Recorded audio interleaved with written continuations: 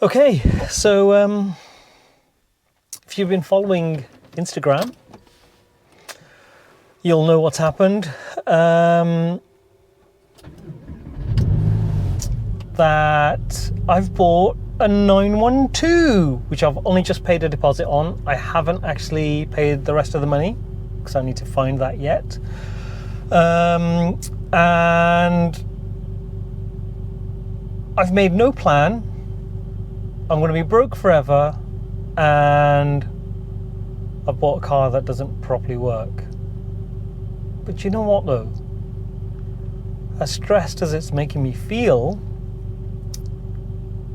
I don't regret it. Is that weird? No, because, do you know what? They're going up in price. And I think I've bought a reasonably priced one. You can get them for, there's one going for 18,500 now on eBay. That's been sat there forever. It's obviously need tons of welding. That's like minimum £10,000 worth of welding before you get it going. And this one, it goes. I'm sure a blast down the road might clear the crud off the plugs. And hang on, let me turn around. So yeah, I've not really got a plan at the moment, but I do know that I want to take it over to Flat 6 Jack. I don't know how I'm going to get her over there. I thought about driving it there and just see what happens. You know, take it for a spin where it is. I think I've got a couple of days grace where I can arrange for it to be collected or just pay them to drop it off. So what I can do is I can go and take it for a spin around the block, rev the nuts off it, check the oil obviously, no water because it doesn't have any, and see how it feels. And if I think I can make it back, then I'll probably just drive it.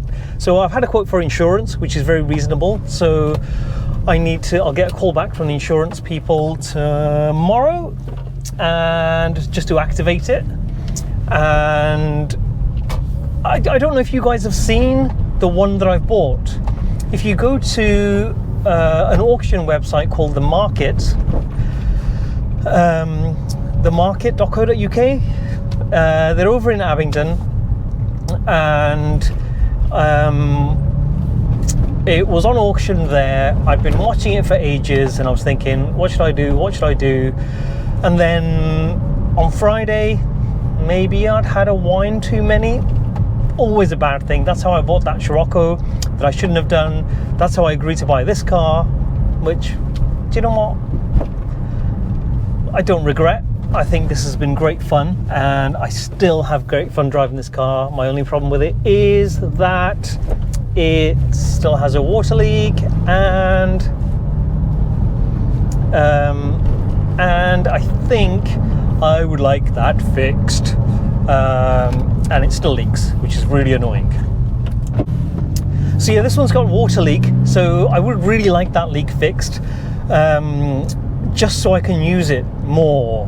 I've put a Jubilee clip on top, clamp on top of the cap, so it stops it popping off, but it still leaks, it seeps when it gets up to temperature. I don't know what it's going to do when it's stuck in traffic. I should really just have it parked and let it run and see what happens. Anyway, enough about this car. I want to talk about the 912. So yeah, 1.6, 356 engine. It's a non-matching, it's an original type engine, but it's not a matching numbers. Kids, please stop running.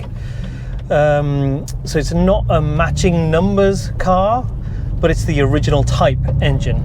I hope it's a good engine and it's not a bag of bolts.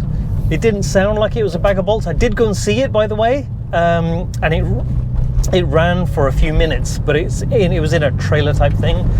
So, which was great. It ran, it idled, but it was rough as hell. So I think it might, giving it a blast, might make it run better. Now, and it's also not an original color. It's supposed to be sandy beige or something like that when it left factory. It's blue now. apparently a Porsche blue. It's got a really thick layer of paint on it. I'll do a video of the car when it arrives. This video does not have the car in it. It has a really thick layer of paint on it. It's got quite a lot of patination. Patination is a nice way to say it's kind of rough, but it's not kind of rough. You know, it's very, very presentable. It's more presentable than my MG. Actually, that's not saying a lot. My MG is not very presentable, but my MG is solid all the way through. The arches are great. The doors are great on the Porsche 912. I think there's a bit of filler on the sills, but I think that's just to smooth it. It didn't look like rust because it's too rust-free in all the usual places. So where you think there's going to be rust, it actually looks like a lot of new metal. It might have had new quarters, I don't know, because they're just crisp and clean. It's had some new panels like the back of the engine and things like that. It looks like it must be new. It has to be. And it looks very presentable. So I want to change the look of it. I'll probably change the color of it. I want to change the interior. It doesn't come with any seat belts. It doesn't have any seat belts at all. So I know it's MOT exempt, but I would like to put it through the MOT. In 1967, did they need seat belts? And it doesn't even have lap belts. It's got nothing. So I would like seat belts because I would like to take other people in it. I would like my daughter to go in it. But obviously that's not going to happen until it's running properly and I've got seat belts, and I'll put it through an MOT just to see what it comes back with, you know, whether it's got wheel bearings or it could be anything. But at the moment I'm really nervous because it's a huge amount of money. I'll be getting myself into debt for it, quite a lot of debt. But do I regret it? No, because I do think that much like this car, so when I bought this car for the amount that I bought it at the time, so buying this car I would never get myself into debt for, because you don't know, I thought it was just going to continue to plummet in price, and it was the right thing to do at the time, because I couldn't now buy this car without taking out a loan. Now, I wouldn't do that for this type of car because you don't know if the price is going to continue to go down. Whereas that one, I like to think if I just left it in the garage, I didn't have any money to spend on it, and I came back to it in a year, 2 years, 3 years, that it would still, as a minimum, be worth the same amount of money. But I have no idea if I've paid too much for it. So have I said how much I paid for it? I've paid 30,000, I haven't paid for it yet, 30,250 pounds. That's how much I paid for it. Because at first I tried to be cute, you know, I put a bid in saying 29,912, and the auction came back and said, fuck you, it's going to be more than that. So I went in for 1,000 above that, so it closed at 30,250, and obviously I collapsed on the floor while hyperventilating, thinking, oh shit, what have I done? But no, I don't regret it. I don't know what the value is though, because it's not a matching numbers car and it's not an original color, but I don't care now because it's done. I've bought it, and it also means that I'm not restricted by those things. I'm not restricted by keeping the engine in it because it's matching numbers, by keeping the original color because it's what it came from the factory with. I can change the wheels, the color, the interior, the engine. I can do whatever I want to do. The thing that's going to hold me back is money. I don't have any. So that might take a while, but there's some things that I will be able to do slowly over time. And the things that I'm thinking about, I'm hoping I'm not giving too much away, because all of these things might change. This is what I'm thinking right now.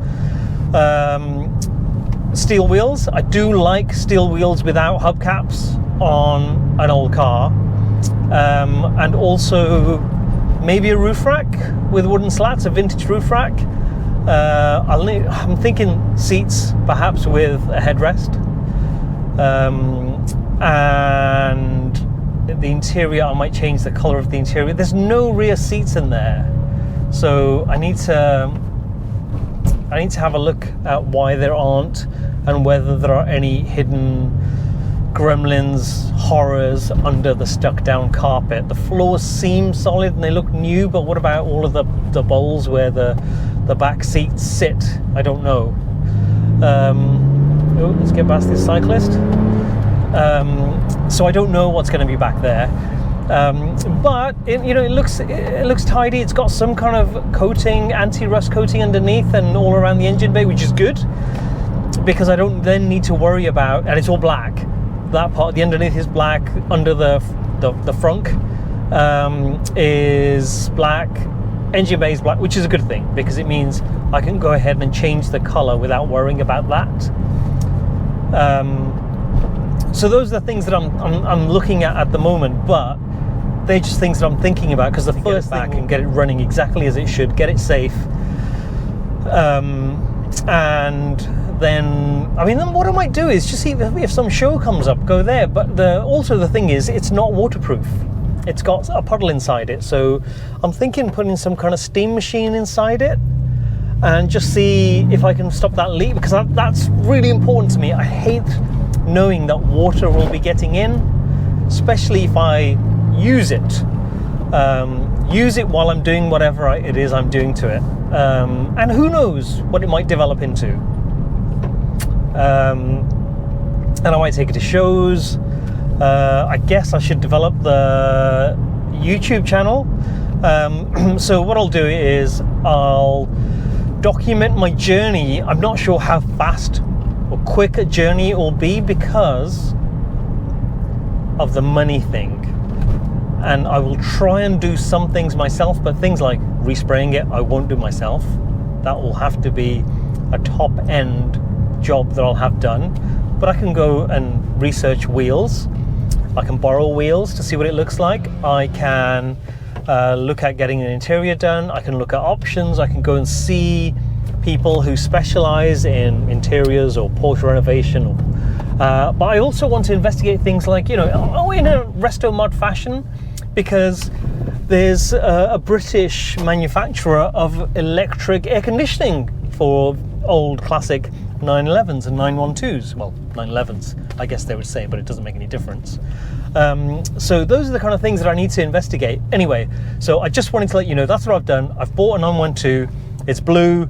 If anybody wants to know, have a look on the market website. You'll see it there. All the details are still there. There's like 50 plus photos on there, and it's it costs $30,250. I need to get the water leak on this fixed, so this needs to be an everyday car, which it is, but I can't afford to get stuck in traffic. That's not good enough, so I need to fix that.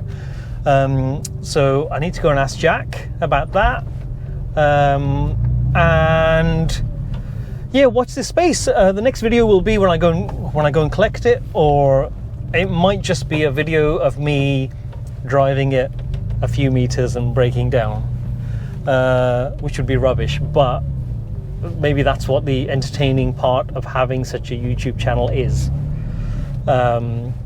that stuff breaks down. And so look out for that stuff, and I'm going shopping.